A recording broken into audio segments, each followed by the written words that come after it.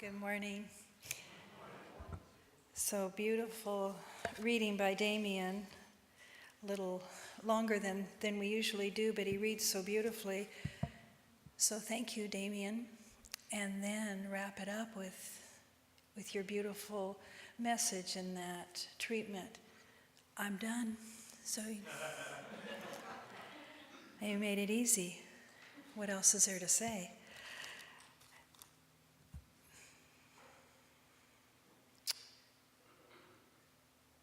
The ideas that we've been sharing have been the true refuge, the reason why we come to a place of worship, a center like we have here. Why? To find and to become integrated with that deep search for a lifetime of that longing for the presence, to hear whispers of it, to hear the invitation of it, but to always be going, well, what is mine to know? What is that? What is that all the scriptures point to? And Tara Brach in True Refuge points to it as a mindful practice, a mindful way of taking that journey. And so just in her invitation to find your own journey, to find your own pathway to the divine. I started reading all sorts of books. I have such a fabulous library, and I started pulling out all these books, but as if they weren't good enough, I had to buy a bunch more in the bookstore. So one of them was How to Meditate, this cute little white book by Lawrence Leshane, and another book, Buddha's Brain, the practical neuroscience of Buddha's brain. And in that, there were some awakenings that quickened in me that I thought of, I see this. You ever get those moments, I got it, and it's gone, and you're going, what was that? And the funny thing was, I'm doing all this preparing for meditation is the way. Meditation is the way to the divine presence. And so I just basking in these rich moments of this self-study, and then in line yesterday waiting for some food that was laid out, I was like, hurry up. I thought, this is really working, all this self-study. Oh, yeah, I'm doing good. Go back to your books, Sue. But that's the way it is. We have triggers inside of us, and they're forever bubbling up, right? They're bubbling up.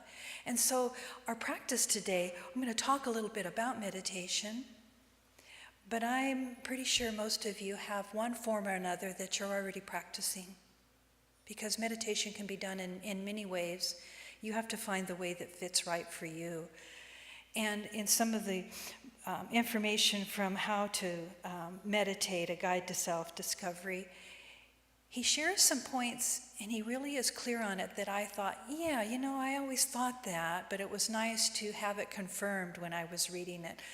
One was you have to have a guru in order to ever find the divine.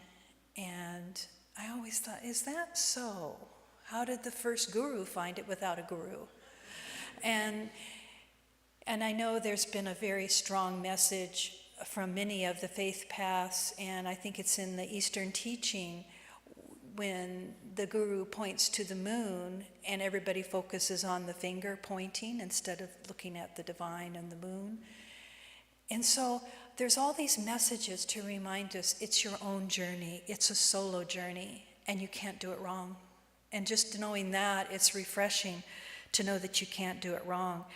I get emails daily and this week it was prayer and meditation, and to remind us that prayer is that dialogue that we have with the divine. We sit and offer that moment to just dialogue, to say, And you start that like you're writing a letter to your beloved, oh Divine One. And then feeling your connection with that sweetness. And then laying out where you are, and then just giving thanks for knowing that resolution and answers will be demonstrated your way, and then just letting it go. There's your prayer, and that's also affirmative prayer, five steps of treatment, acknowledging the divine and becoming one with the divine, and accepting and having the gratitude and the release. And then meditation, though, is reverent listening. We sit and we stop the dialogue and we just listen. And I thought it was interesting as we were doing the 2 minutes of silence and the radio was going in the background, and I thought, isn't that just how it is? And I'm thinking, there is no radio. And I thought, there's a radio, there is no radio, there's a radio, there is no radio. I hear the radio. I hear a song coming on the radio, the radio, the radio, the radio. And I'm thinking, well, there was my 2 minutes of assumed silence. And then I think they must have fixed it because it disappeared. Or either I got enlightened in that moment. I don't know. But so let's look at that, and I hope you look forward to the meditation practice that we will share together in our space of time. One of my favorite stories is a little salt doll by Anthony DeMello. Writes this beautiful little book, and he has all these little meditations to reflect upon. And this salt doll meditation I had used many times, and I use it in my classes with yoga, because there's a part in yoga we're doing all of this. It used to be really awesome postures, and now we just kind of, what I can do, they do. Stretch. Okay, let's relax. That's about it. But the class all goes as deep as they can into whatever movement is called for in that moment. It's all very spiritually led, and it's the community that we're in just seems to guide itself. And then we lead into what we came for in the first place, was that deep relaxation, was those moments of just being still. And so the salt doll, you've heard before, but I'm going to share it again. A salt doll journeyed for thousands of miles over land until it finally came to the sea, fascinated by this strange moving mass, quite unlike anything it had ever seen before. "Who are you? Who are you?" said the salt doll to the sea, and the sea smilingly replied, "Come in and see." So the doll waded in, and the farther it walked into the sea, the more it dissolved, until there was only very little of it left. Before that last little bit dissolved, the doll exclaimed in wonder, "Now I know what I am."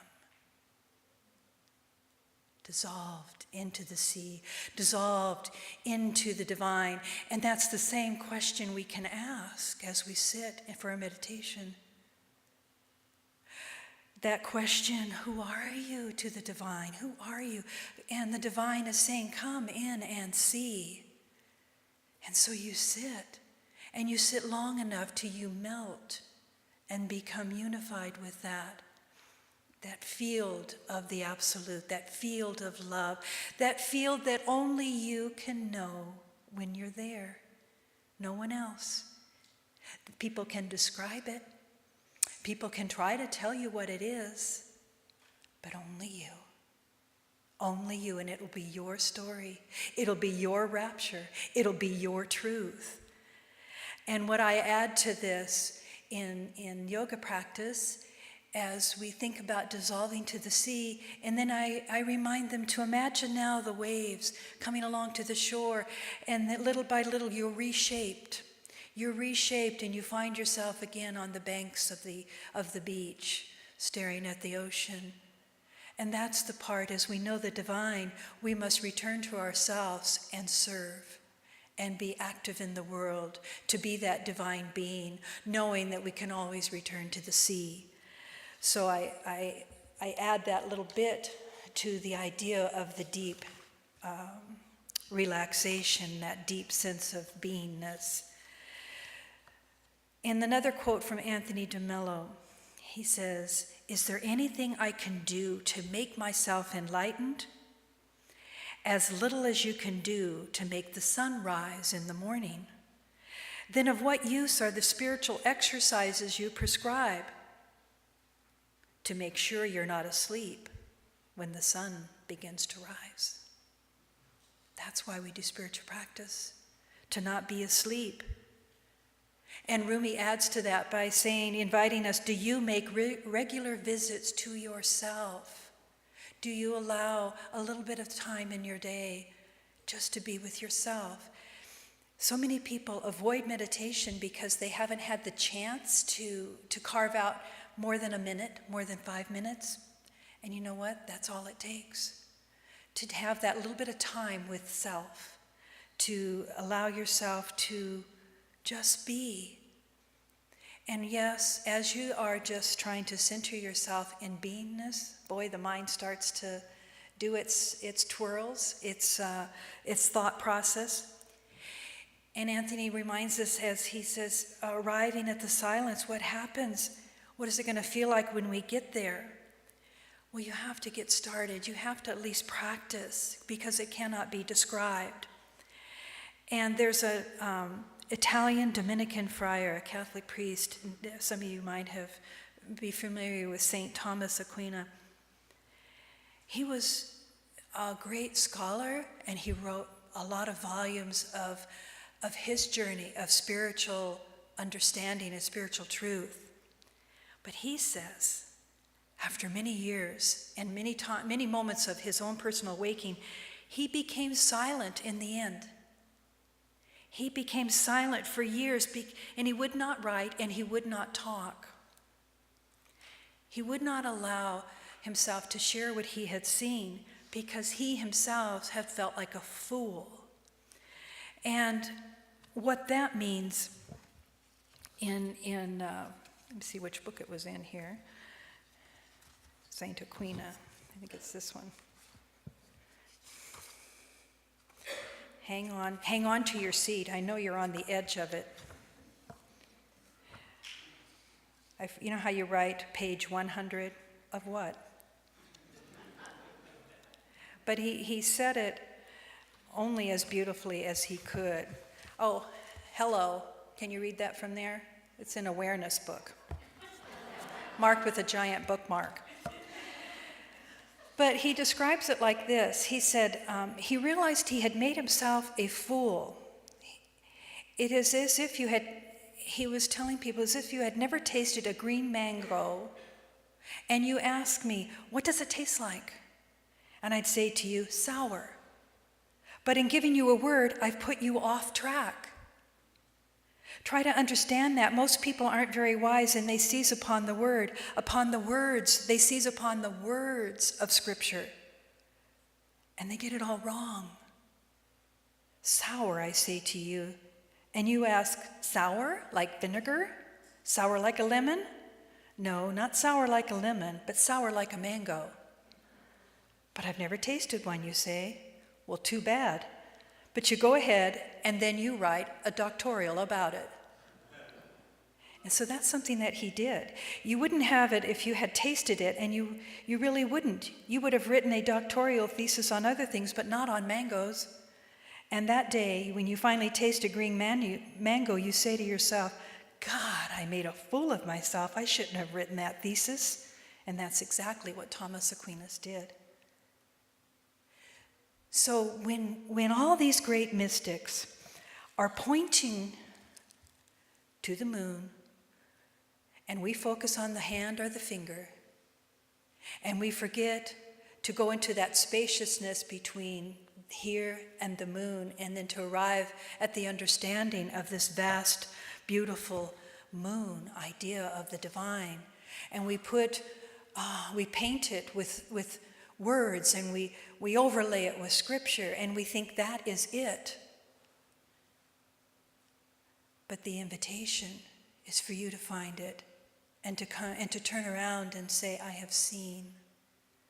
I know now. I have seen with my eyes, with my heart, I have seen. And so that's why it takes practice, just like it takes practice to exercise your body in any way, to firm up a muscle.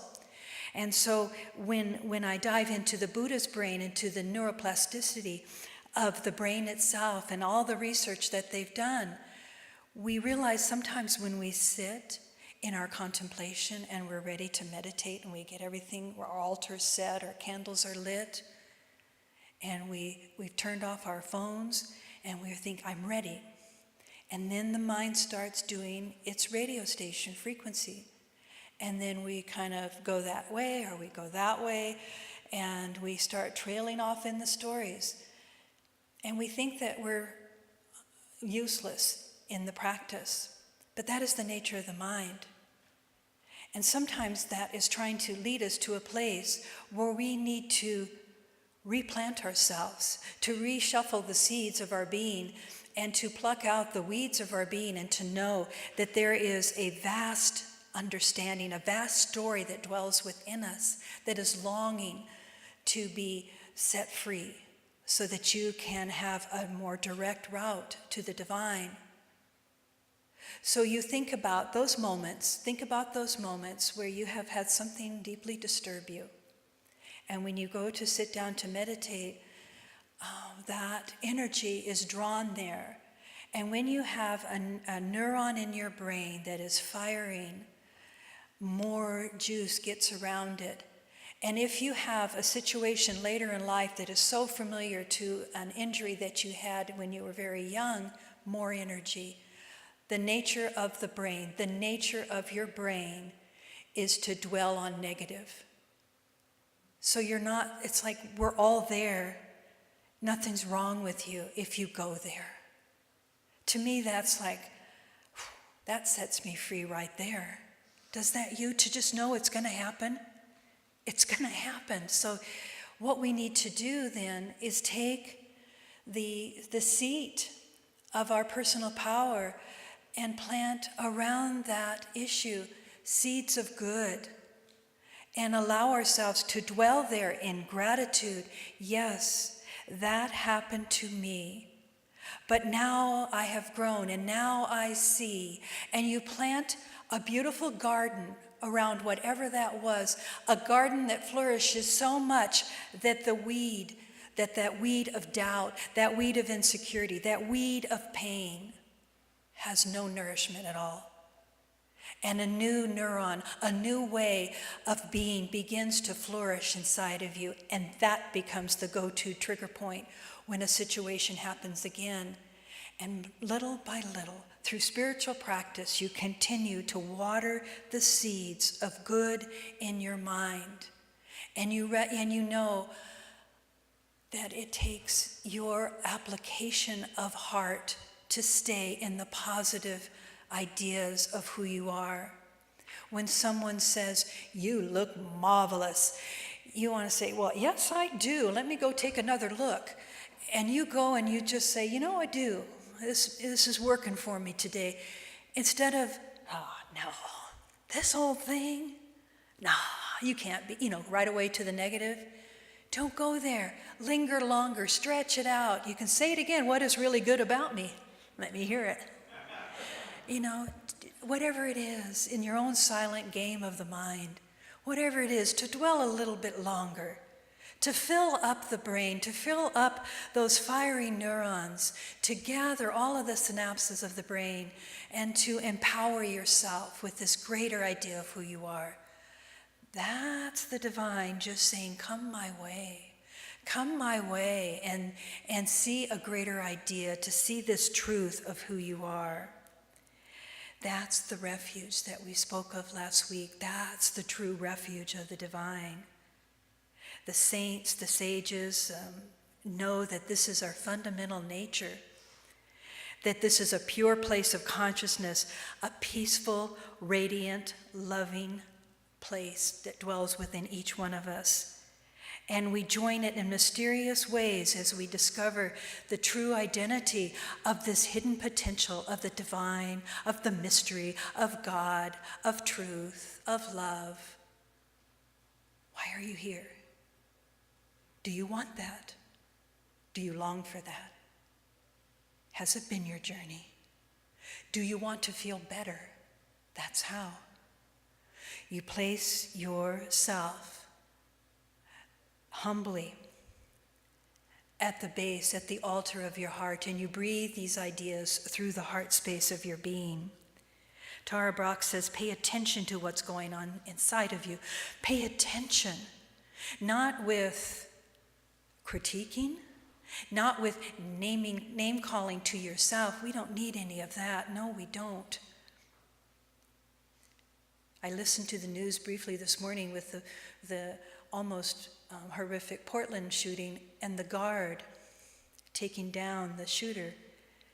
And I loved the story of who he was and the interview of who he was. And he said, there was a moment, there was a split moment, there was just a moment I had to make a decision. And he was an old football tackler or whatever football people do. And he jumped on him and made sure that they were both wrestling with the gun, that he could get it away. There was great wisdom in this moment. He wasn't thinking of himself. Am I good enough? Am I strong enough? Never could make that play. He didn't do any of that.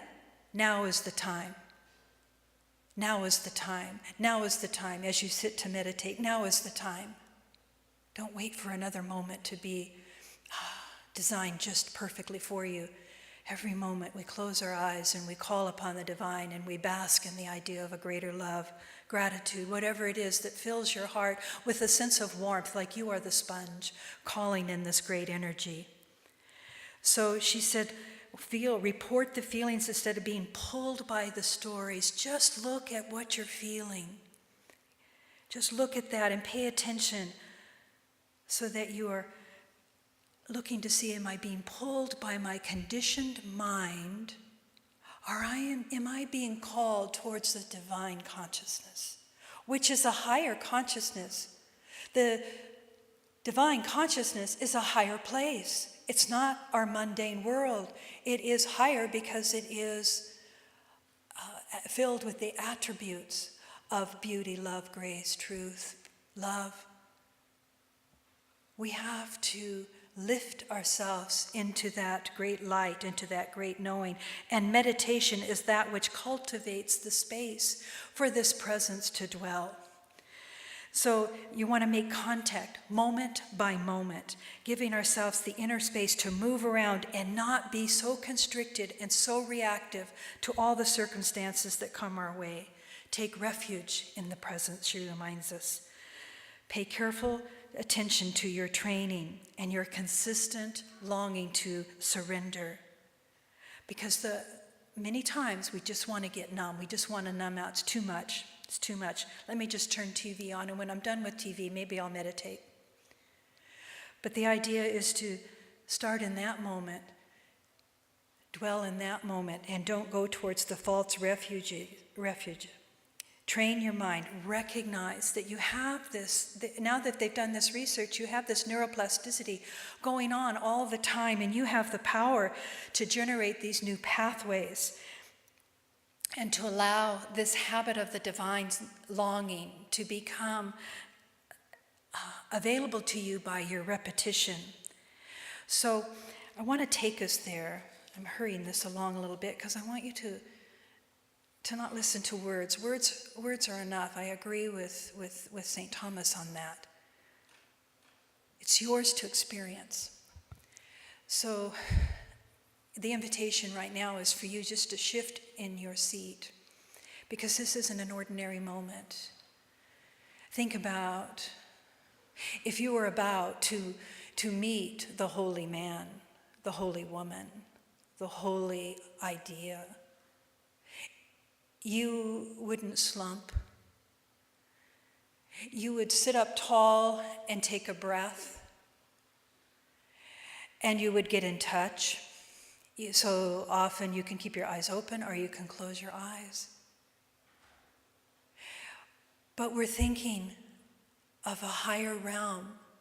So you can, in your mind's eye, look up and yet feel the sense of the breathing in and the breathing out of this chamber of the heart space growing and glowing through you as you breathing out, breathing in, breathing out to the sides and breathing in.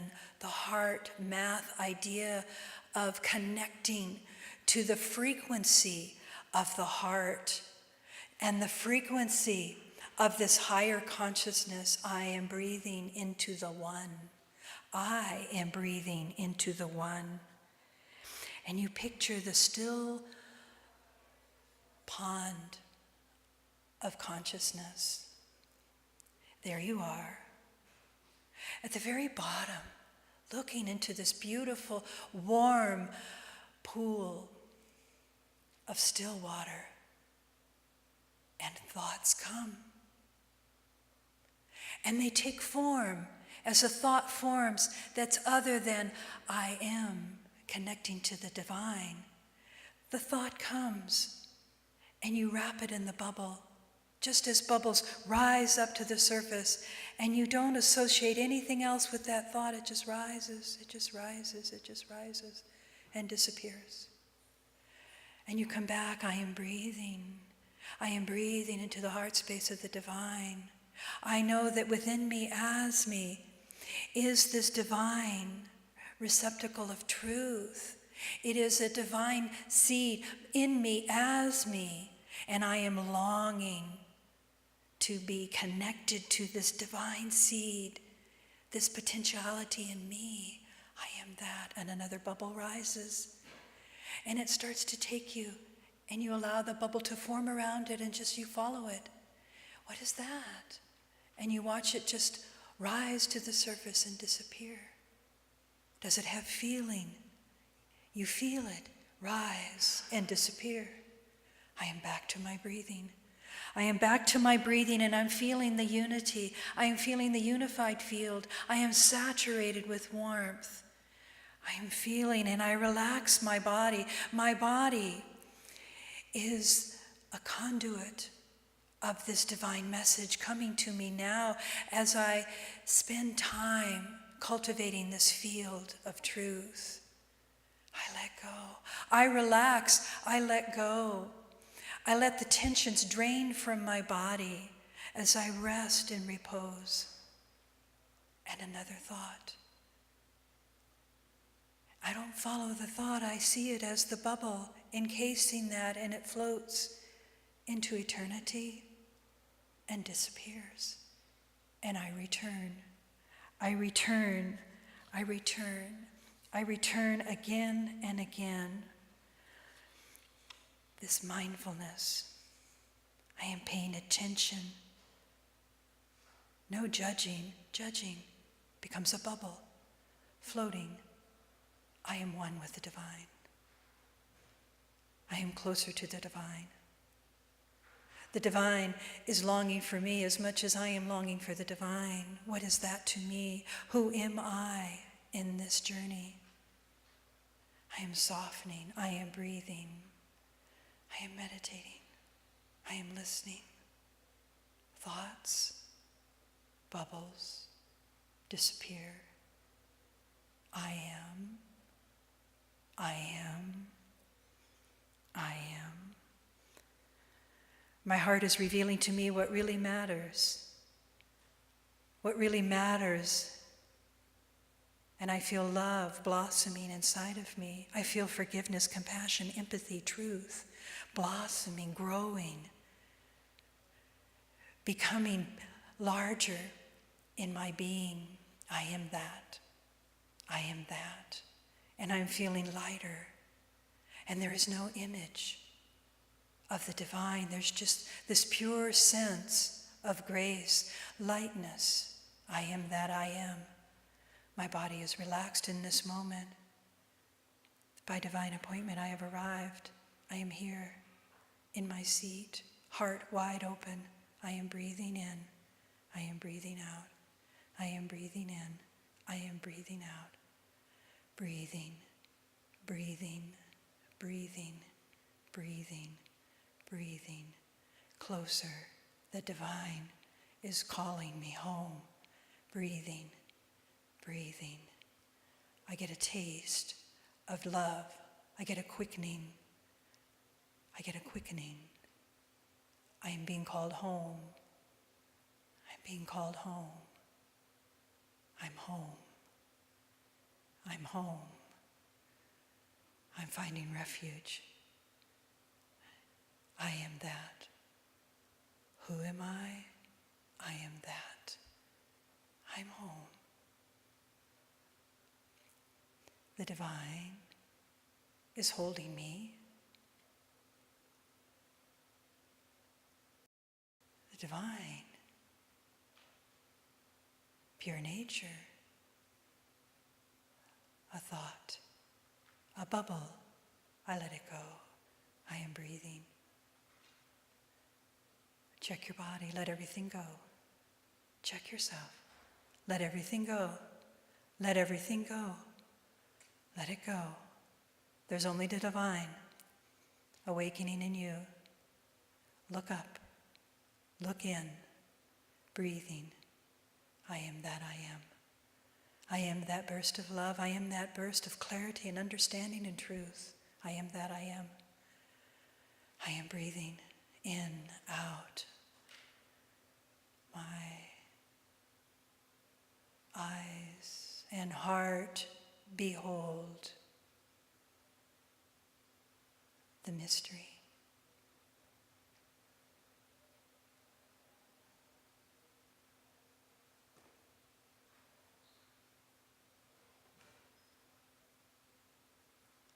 I am that. I take a deeper breath.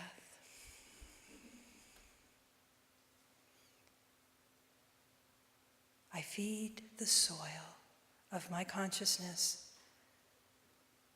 with these treasured moments of just taking the time to journey in. And I let go. I surrender. Because I'm home and I'm safe.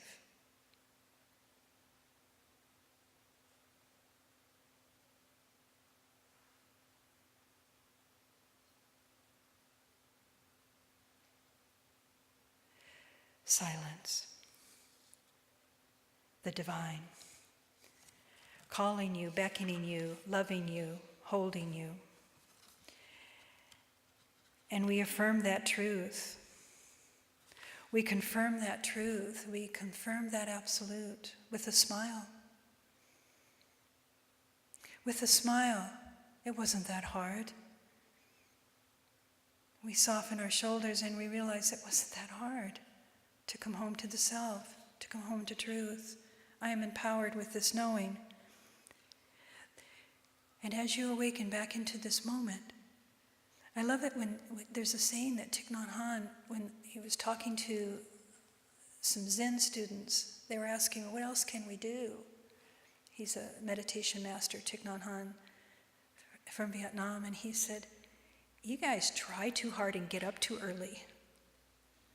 And he said, my advice to you is to just smile, to just simply smile and breathe. That's all. And we can do that. So my invitation for you this week is to smile. To smile and to breathe. And to keep associating the bubbles of your experience, not as a new story that you'll need to launch into, but ones that are releasing from you. And come back into your heart like a sponge calling you. Let it feel you with this sense of warmth.